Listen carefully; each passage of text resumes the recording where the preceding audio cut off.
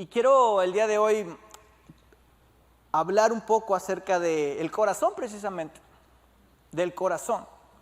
Y si hay alguien que nosotros podemos identificar automáticamente cuando hablamos del corazón, pues lo más seguro es el rey David. David es uno de mis personajes favoritos, no sé, a algunos tal vez le encanta mucho leer sobre David. Podemos decir muchas cosas de él, ¿no? Podemos hablar de su gran valor, de sus grandes victorias, de su humilde inicio como un pastor, a llegar a ser un guerrero, a llegar a ser el rey de Israel, sus talentos musicales, su vida llena de adoración, de intimidad con Dios. Incluso la Biblia dice que era hombre de rostro hermoso, de ojos bellos. Por algo me pusieron Jonathan David, ¿no? Digo, por ahí leyeron algo, no sé. Y cuando mencionamos su nombre, automáticamente podemos identificar un pasaje que para muchos ha sido impactante. Y esto es en Hechos capítulo 13, versículo 22. Dice Hechos capítulo 13, versículo 22. Tras destruir a Saúl, les puso por rey, ¿a quién? A David, de quien dio este testimonio: he encontrado en David, hijo de Isaí, un hombre conforme a mi corazón. Él realizará todo lo que yo quiero. Un hombre conforme a el corazón de Dios. Por si fuera poco, podemos ver estas mismas líneas en 1 Samuel capítulo 13, versículos 13 y 14. Y me llama mucho la atención porque antes de cualquier cosa hay una palabra importante y es esta: testimonio. Dice que Dios tuvo un testimonio. Significa que Dios tenía presente la vida de David. Mi pregunta es, ¿qué testificará Dios acerca de nosotros? ¿Dirá lo mismo? Siempre me he preguntado cómo un hombre como David, que sí fue un gran rey, sin embargo un hombre con muchas fallas, y créeme, muchas fallas. Ahora sé por qué me pusieron David, ¿eh? ¿Cómo un hombre como él, culpable de errores tan graves como abuso de poder, fornicación, engaño, homicidio, puede tener un corazón como el de Dios? Y es que hay una palabra clave en este versículo que nos va a ayudar a entender esto. Hay una aclaración que quiero hacer. No es que David tuviera exactamente el mismo corazón de Dios, sino que tenía un corazón que buscaba el corazón de Dios, que buscaba agradar a Dios y por ende estaba en constante conexión con el Padre. Yo me puse a investigar un poquito acerca de este versículo. En el original, la palabra usada para conforme, la que acabamos de leer, un hombre conforme al corazón, es la palabra griega katá. Y esa, si la traducimos al español, se traduce como según. Di conmigo, según. Según es una preposición y me puse a investigar en el diccionario qué significa según. Según significa, indica el origen de un conocimiento, creencia u opinión. También indica el principio, costumbre, ley o norma, como cuando nosotros decimos según la ley, según lo que dicen los expertos, según lo que habla esta persona. De esa misma manera podemos ver esta palabra en este versículo. La palabra según viene del latín secundum, que significa detrás o siguiendo a. Detrás de o siguiendo a. Es muy interesante porque literalmente Dios está testificando, Él está dando testimonio y está diciendo: David es un hombre según, o que está detrás, o que sigue lo que su corazón sigue, lo que su corazón desea. En inglés lo podemos leer: a man after my own heart. Traduciéndolo podemos decir que aunque su corazón no era perfecto como el de Dios, constantemente buscaba parecerse, seguir y agradar a ese corazón. Y la clave está en cómo termina precisamente este versículo 22. Dice este versículo 22: he encontrado en David, hijo de Isaí, un hombre conforme a mi corazón. Y escucha esta última parte: él realizará todo lo que yo quiero. Todo lo que yo quiero. Entonces, David tenía un corazón que buscaba agradar y obedecer a Dios. Por eso es que decimos que David tenía un corazón conforme al corazón de Dios. No porque era un corazón totalmente perfecto, sino porque era un corazón que anhelaba, que deseaba lo que Dios anhelaba, lo que Dios deseaba. Es interesante porque la palabra corazón la vemos muchas veces en la Biblia. No solamente en la Biblia cantamos, hoy estuve detectando algunas canciones que cantamos justo el día de hoy que hablaban del corazón. Y entonces, ¿por qué es tan importante el corazón? Bueno, la palabra corazón como tal aparece unas 820 veces en la Biblia, 820 veces. Significa que es algo importante. Y no se refiere al órgano central de tu aparato circulatorio que está todo el día bombeando sangre. Tiene una connotación espiritual. Cuando vemos la palabra corazón en la Biblia, está englobando tres partes de nuestra alma: la mente, las emociones y la voluntad. Otra vez, mente, emociones y mi voluntad. En otras palabras, lo que pienso, lo que siento y hacia dónde me dirijo. Estas son las claves para entender cómo nosotros podemos tener un corazón que a Dios le agrada. Y quiero mostrarte algunos versículos que nos habla precisamente de esta verdad. Mira, Mateo capítulo 9, versículo 4 dice: y conociendo Jesús los pensamientos de ellos, dijo: ¿por qué pensáis mal en vuestros corazones? Si un corazón piensa mal, también puede pensar bien. Si un corazón piensa bien o mal, significa que tiene que ver con la mente, con la inteligencia, con lo que nosotros pensamos. Hechos capítulo 11, versículo 23 dice: cuando llegó y vio la gracia de Dios, se regocijó y exhortó a todos a que con propósito de corazón permaneciesen fieles al Señor. Significa que busca un propósito. Cuando un corazón tiene un propósito es porque tiene una voluntad, porque se pone a sí mismo seguir algo, seguir a alguien. También en Juan capítulo 16, 22 dice: también vosotros ahora tenéis tristeza, pero os volveré a ver, y se gozará vuestro corazón, y nadie os quitará vuestro gozo. Se gozará nuestro corazón. Si se goza, entonces significa que tiene sentimientos, que tiene emociones, que hay cosas que lo mueven, que hay cosas que cambian su estado de ánimo. Esto nos habla de las actitudes.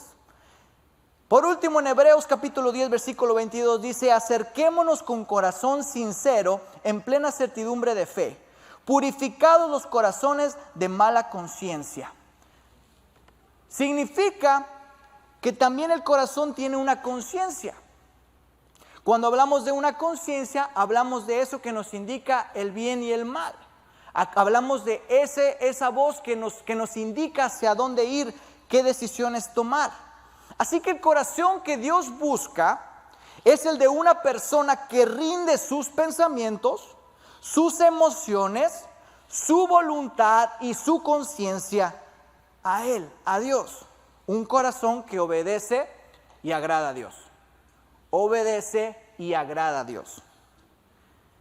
Y hasta aquí todo muy bonito, ¿verdad? Sí, se escucha padre, obedecer, amar a Dios. Sin embargo, David no era perfecto. Al contrario, era muy imperfecto. Y su corazón, aunque buscaba lo que Dios quería, aunque buscaba constantemente agradar a Dios, no significa que siempre lo conseguía. Había momentos en el cual su corazón también fallaba. ¿Por qué? Porque la perfección del corazón no es un estado permanente. Es una búsqueda constante.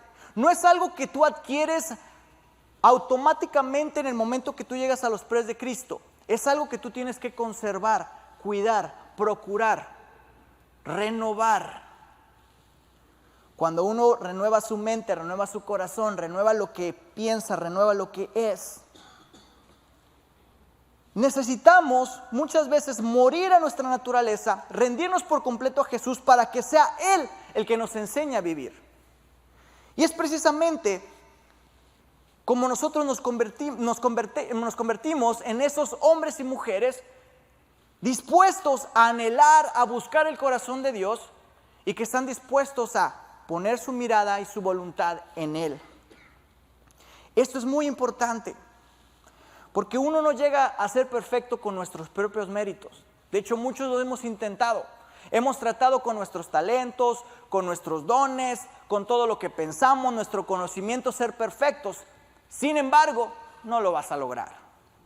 necesitas rendirte a Jesús para que Él pueda traer esa perfección a tu vida. Se escucha fácil, pero no lo es. Porque cuando uno obedece a Dios en todo, significa todo. ¿Significa cuánto? Todo. ¿Significa cuánto? Todo. Lo que nos gusta y lo que no nos gusta. Lo que nos atrae y lo que no nos atrae. Lo que nos parece y lo que no nos parece. Absolutamente todo tiene que ser rendido a Él. David no se convirtió en el rey más importante de la historia de Israel por sus propios méritos. No fue su justicia lo que lo hizo tener ese corazón agradable a Dios. No fueron sus grandes proezas ni su valor incomparable de lo que Dios vio en él. Fue su corazón. Dios vio su imperfecto corazón, pero que siempre estaba buscándolo, que siempre estaba buscando su rostro. Y yo me puse a pensar, si hay un corazón que le agrada a Dios, automáticamente podemos concluir que existe un corazón que no le agrada. Si hay algo que le agrada, hay algo que no le agrada. ¿Estamos de acuerdo? Y de eso sí hay bastantes. Mira el que está a tu lado, no es cierto, no es cierto. Corazones perversos, fríos, tibios, corazones endurecidos, como se acuerda el corazón del faraón, corazones amargados, corazones que le van a las chivas. Sí, también hay de todo. Claro, no le agrada. Corazones desagradables podemos encontrar en todos lados. Y yo creo que hay tantos corazones, digamos, tan desagradables, que yo me puse a investigar alguno que se pueda relacionar un poco con la enseñanza de hoy. Y yo quiero hablarte de un rey, el cual su nombre es Amasías. Y hay algo muy interesante en este versículo que quiero que pongan mucha atención. En 2 de Crónicas, capítulo 25, versículos del 1 al 2, dice así: de 25 años era Amasías cuando comenzó a reinar, y 29 años reinó en Jerusalén. El nombre de su madre fue Joadán de Jerusalén.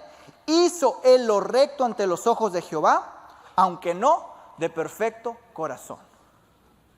Hizo lo recto, pero no tenía un perfecto corazón. A ver, ¿cómo? Si me acabas de decir que si rindes tu mente, tu voluntad, entonces haces las cosas bien, te conviertes en alguien con un buen corazón. Sin embargo, ¿cuántos saben que muchas veces lo que hay afuera no refleja lo que hay adentro? Muchas veces como actuamos no refleja lo que vivimos. En 2 de Crónicas 25 y en 2 de Reyes 14 vemos este relato. Un hombre justo, recto, pero con un corazón imperfecto. Es interesante que nuestras acciones hablan mucho de quiénes somos y en qué creemos. Se dice que era un hombre recto porque conocía la ley y la procuraba. Si ves más adelante, en 2 de Crónicas 25, versículo 4, dice que sus acciones las hacía según lo que está escrito en la ley y en el libro de Moisés. Eso es lo que dice. No solo conocía la ley, también seguía el consejo de los hombres de Dios. En 2 de Crónicas 25, versículo 7, dice: mas un varón de Dios vino a él, está hablando de Amasías, y le dijo: rey, no vaya contigo el ejército de Israel, porque Jehová no está con Israel, ni con todos los hijos de Efraín. Vemos que él escucha este consejo y en el versículo 10 se arrepiente y dice: entonces Amasías apartó el ejército de la gente que había venido a él de Efraín. Entonces vemos una persona que hace dos cosas. La primera, conoce la ley. No solo la conoce, la sigue. Y no solamente hace eso, vemos una persona que también escucha la voz de los profetas y las personas que Dios puso como autoridad en su vida. Pero déjame decirte algo, memorizar la palabra y escuchar a tu pastor cada domingo no es suficiente si no conoces a Dios, si no tienes una intimidad diaria con Él. ¿Por qué? Porque podemos ver unos versículos más adelante en donde realmente estaba el corazón de este rey Amasías. 2 de Reyes capítulo 14, versículo 4.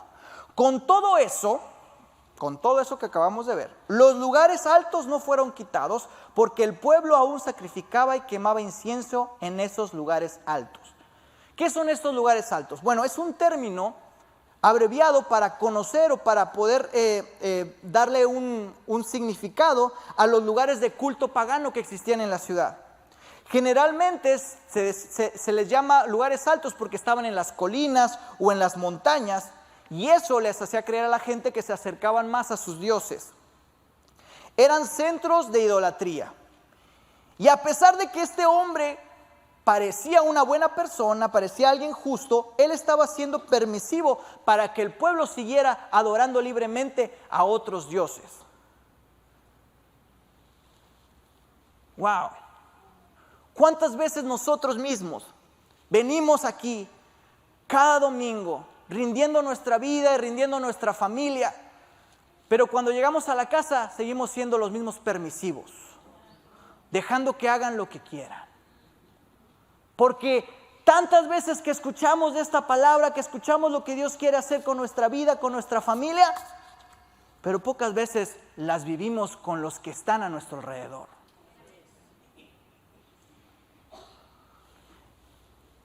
Y no solamente hizo esto, también era ambicioso, arrogante, materialista. Su mirada se desvió de Dios y se interesó más por el poder y lo material. Cheque este relato en 2 de Crónicas 25, de 6 a 9. También pagó alrededor de 3,400 kilos de plata para contratar de Israel 100,000 hombres de guerra con experiencia. Entonces un hombre de Dios se presentó a él y le dijo: Su Majestad, no contrate tropas de Israel porque el Señor no está con Israel. Él no ayudará a esa gente de Efraín. Si usted permite que ellos vayan a la batalla junto con sus tropas, ustedes serán derrotados por el enemigo sin importar que también peleen.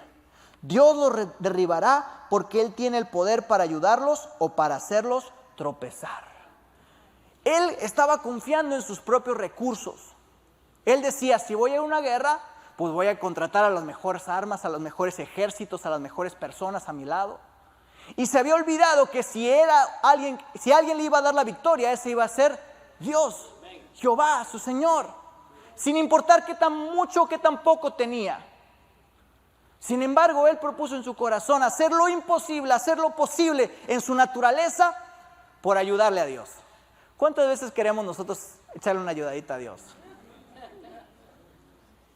Antes de preguntarle a Él su consejo, buscamos el de un amigo, que está peor que tú, pero es tu amigo. O el consejo de un familiar, que no es cristiano, que no vive como Dios quiere que viva en santidad, y sin embargo le hacemos más caso a ellos. ¿Por qué? Porque no conocemos lo que Dios quiere, o porque ignoramos lo que su palabra nos dice. Y no solamente se quedó ahí, chécate esto. Amasías le preguntó al hombre de Dios, en el versículo 9: ¿pero qué de toda esa plata que pagué para contratar al ejército de Israel? O sea, le dice el profeta: espérate, vete tú solo, Dios te va a dar la victoria. Sí, pero el dinero, ¿quién me lo reembolsa? O sea, está muy bonito lo que dices, la palabra, y que Dios me va a dar la victoria. Sí, pero ya invertí en mi negocio. O sea, ¿quién me va a regresar eso? Pues déjame te digo algo. Está más adelante el versículo 9. El hombre de Dios contestó: el Señor puede darle a usted mucho más que eso.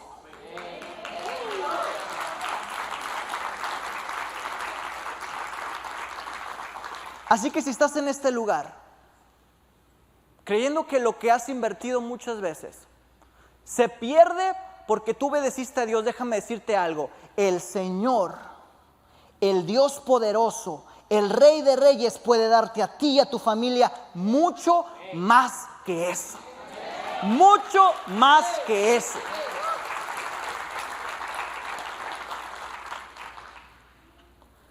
¿Le seguimos con este señor? Volviendo luego, déjame decirte algo: cuando en tu corazón das espacio a otros dioses, terminas entregándole tu vida a ellos. Lo que adoras viene a ocupar tu prioridad.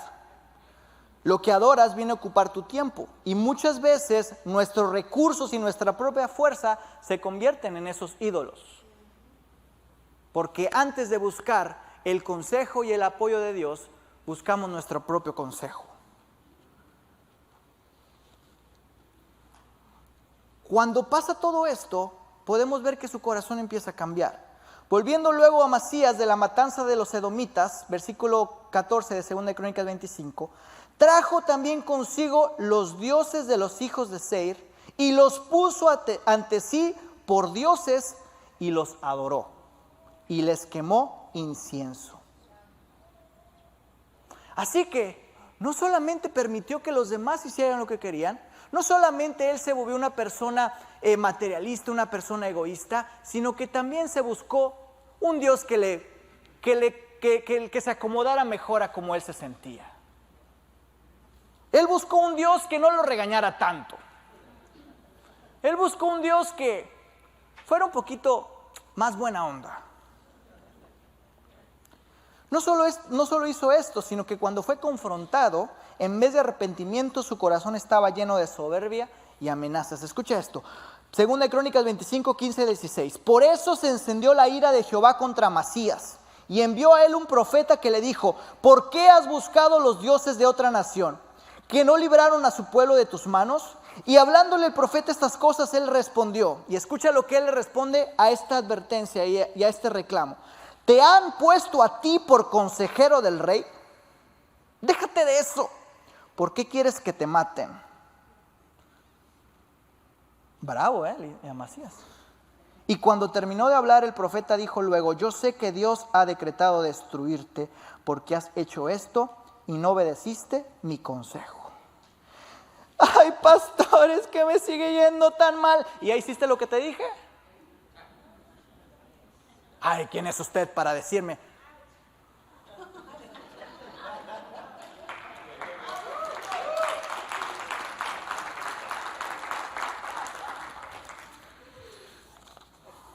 Santo. Segunda Crónicas 25, 27. Desde el tiempo en que Amasías se apartó de Jehová, empezaron a conspirar contra él en Jerusalén, y habiendo él huido a Laquis, enviaron tras él a Laquis, y allá, cuello.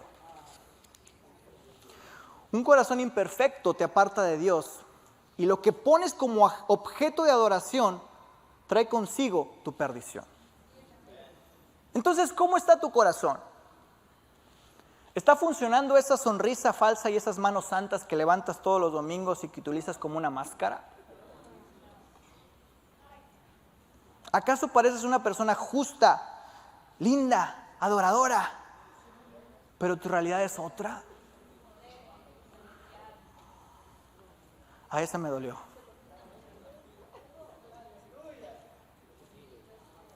Entonces, ¿cuál es el secreto para tener un corazón aprobado por Dios? ¿Cuál es el secreto de David?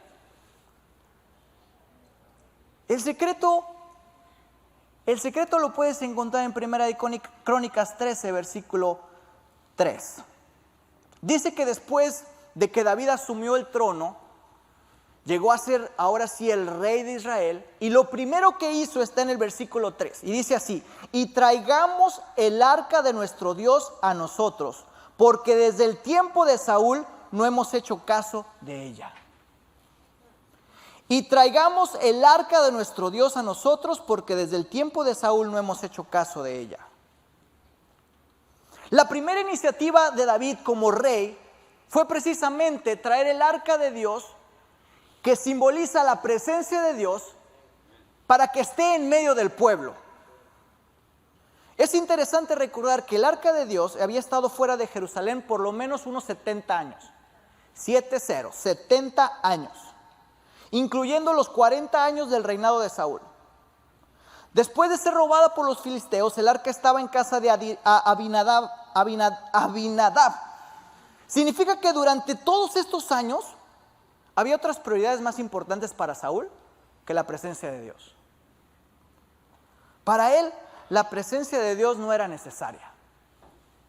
El arca no era necesaria. Esto me pone a pensar, ¿Qué hacían los sacerdotes todos esos años sin la presencia de Dios en el templo? ¿Qué hacían sin la gloria de Dios? Mira, aún sin el arca en el templo, los sacerdotes seguían trabajando como si no pasaba nada. La presencia no estaba en el templo, pero ellos tenían que seguir con la rutina.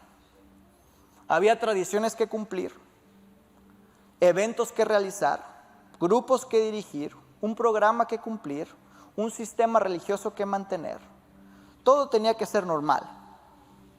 Suena increíble que ellos seguían realizando ofrendas y sacrificios a alguien que ya no estaba ahí. 70 años. ¿Cuántas veces nosotros hacemos lo mismo? Nos acostumbramos a realizar programas, actividades, cuando falta lo más importante: la aprobación y la presencia de Dios en nuestras vidas. Tenemos tecnología de punta, tenemos la música más moderna, tenemos recursos, los mejores tecladistas. Es que pensé que era yo, hermano, perdón.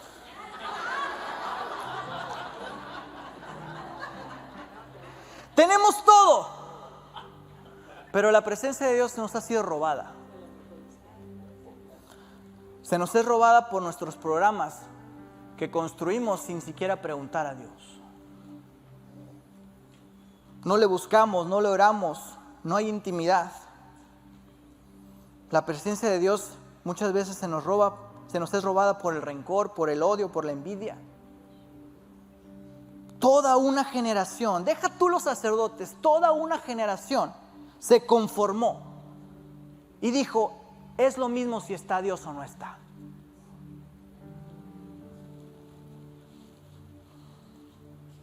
¿Quieres ver una radiografía del corazón de David?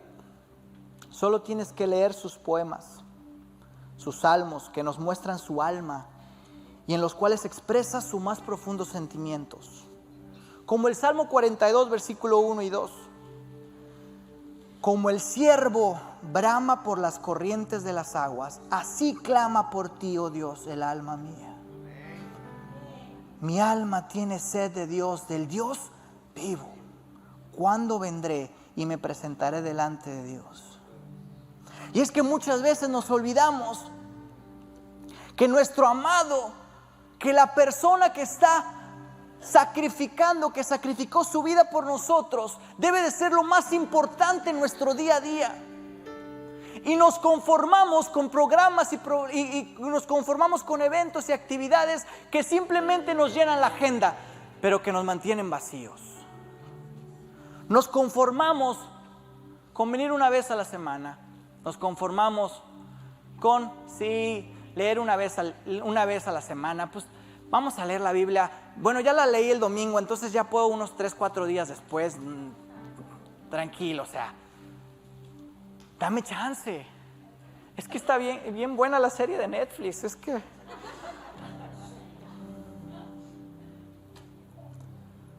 sí, es bien hermoso cuando venimos, nos entregamos, nos rendimos a Dios aquí. Pero allá afuera, ni siquiera tu vecino sabe que eres cristiano. Es más, ni siquiera sabe tu nombre.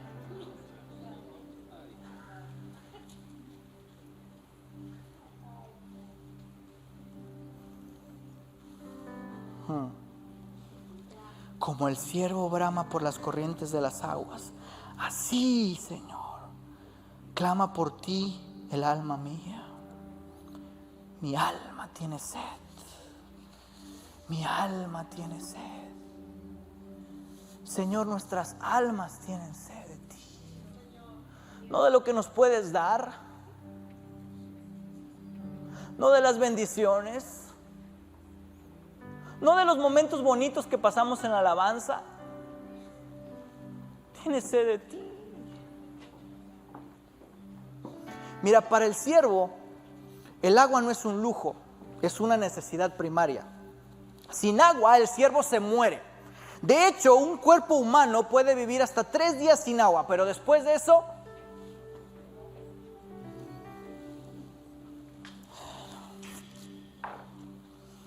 ¿Cuántos días puedes sobrevivir sin la comunión del Espíritu Santo?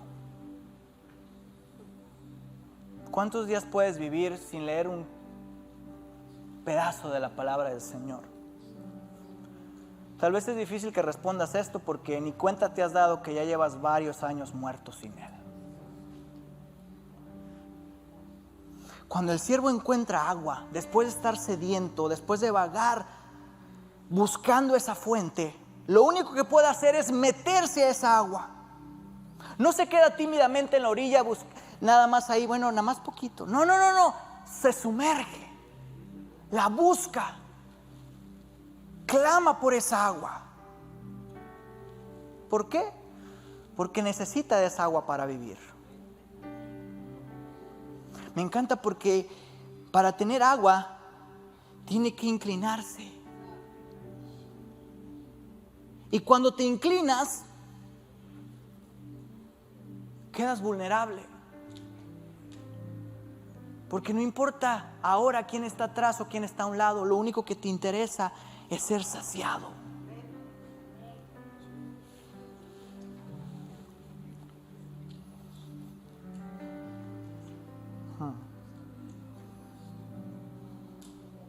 Muchas veces nos gana el deseo de adorar a otros dioses, a dioses falsos. Y por dioses falsos no me refiero solamente a otra religión o un dios de otra religión. Me refiero a las prioridades que ponemos en nuestra vida que le quitan el lugar a Dios del trono de nuestro corazón. Le ponemos más importancia a nuestra rutina laboral, nuestra familiar, incluso el entretenimiento que nos llena nuestros oídos, nuestros ojos, pero que no nos llena el corazón. Nos hemos olvidado muchas veces de la intimidad con Dios. Déjame decirte, Dios quiere darte un corazón nuevo. Como clama David en el Salmo 51, versículo 10. Crea en mí, oh Dios, un corazón limpio y renueva un espíritu recto dentro de mí. Porque no es por tu mérito, no es por cuánta Biblia te sabes, no es por cuántas reuniones vienes, no es por qué tan bien te sale cantar o te sale adorar o qué tan bien te ves. Se trata de lo que pasa en lo secreto. ¿A quién buscas? ¿Quién te llena?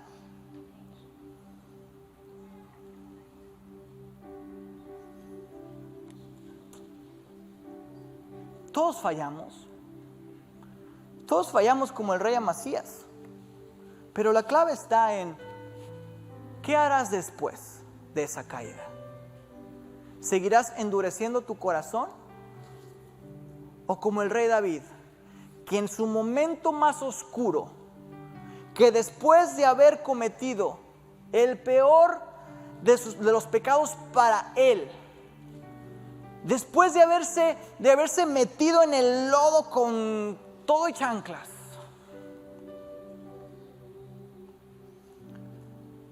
decidió por un momento dejar al lado eso. Y lo único que le podía salir eran estas palabras. Salmo 51, versículo 11. Decía: no me eches de delante de ti y no quites de mí tu Santo Espíritu. En la oscuridad, en el momento más bajo, en el momento que te crees la persona más vil,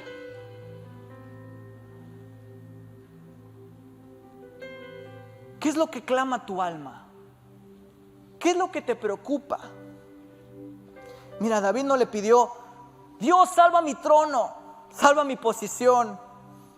No le pidió: cubre mi pecado, ¿qué pasa si se enteran? Mi reputación, lo que van a pensar de mí.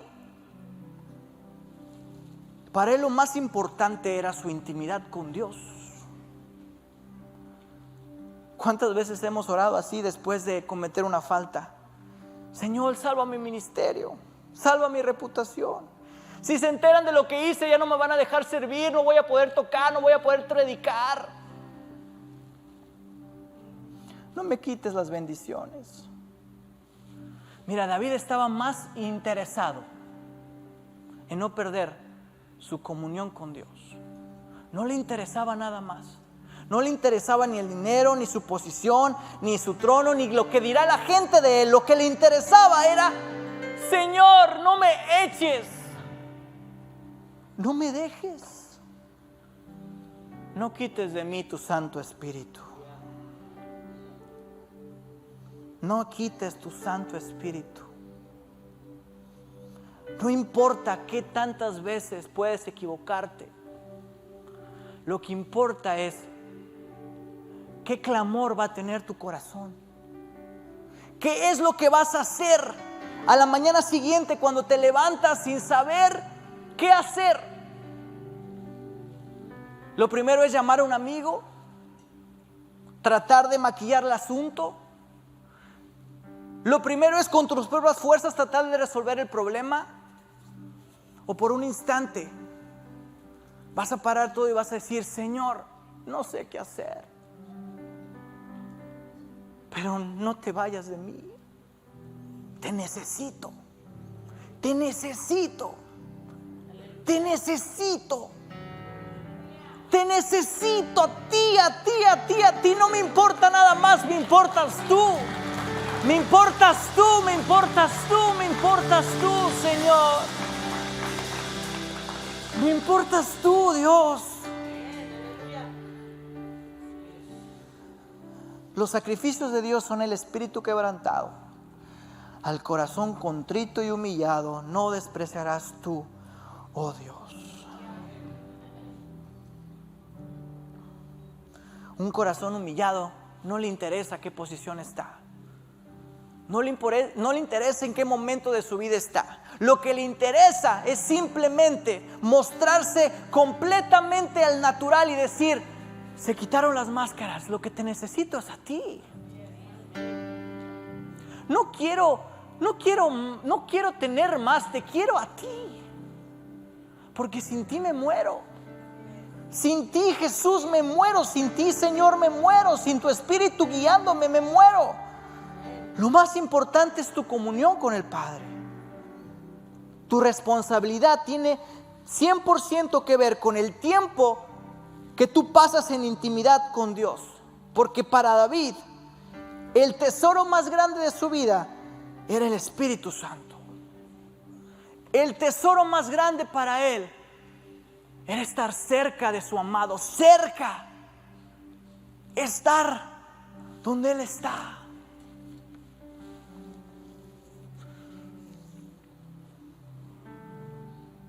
Mira, muchas veces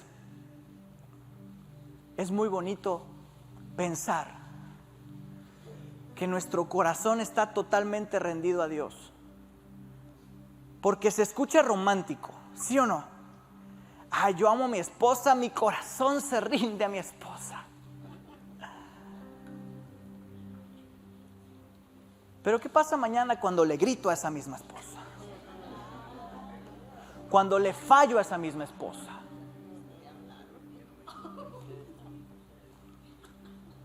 Ay, mi corazón se rinde por mi esposo, yo lo amo. Pero ¿qué pasa cuando sacamos el te lo dije? No vas a poder, no lo intentes.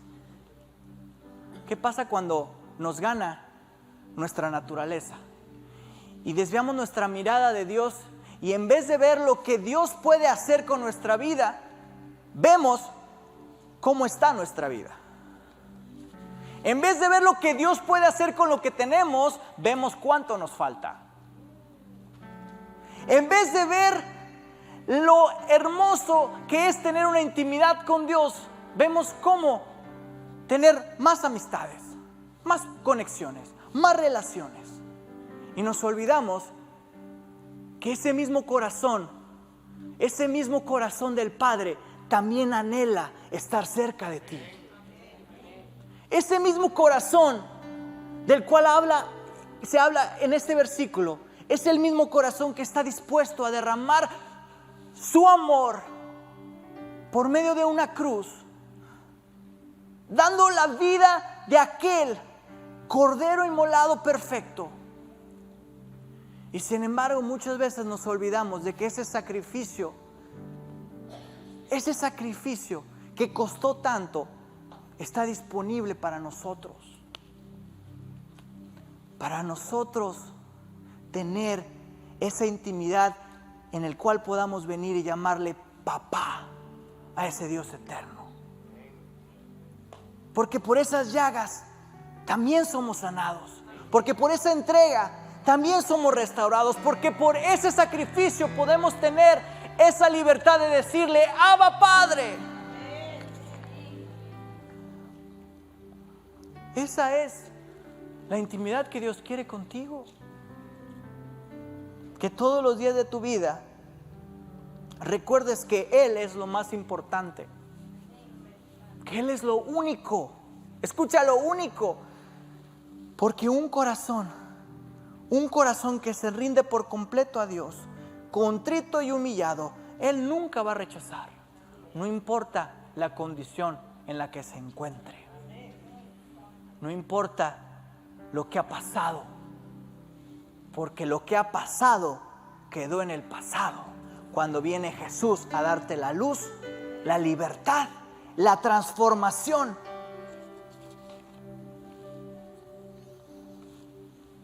Señor, crea en nosotros, crea en mí un corazón nuevo.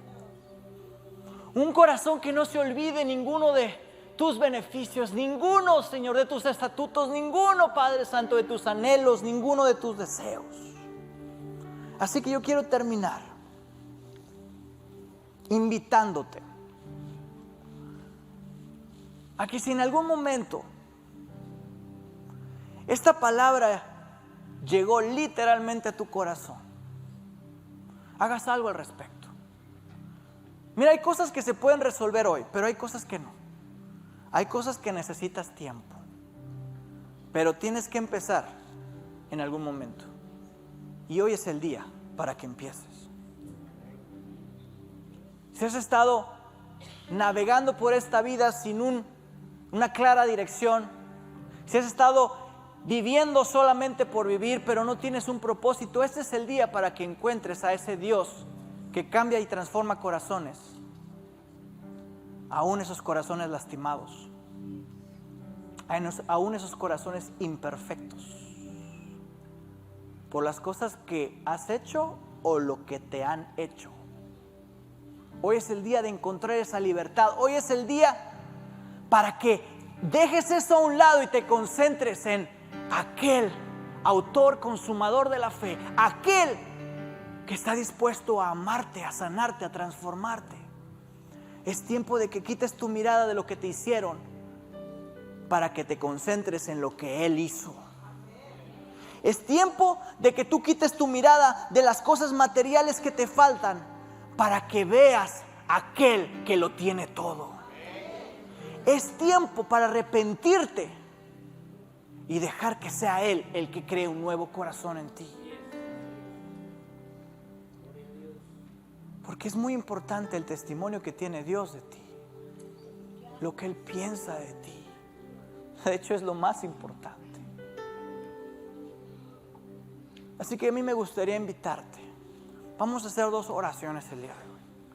La primera oración, me gustaría invitar a aquellas personas que no están seguras de su salvación, que están en este lugar porque Dios los trajo de alguna forma o manera, pero déjame decirte que este es tu tiempo y este es tu momento.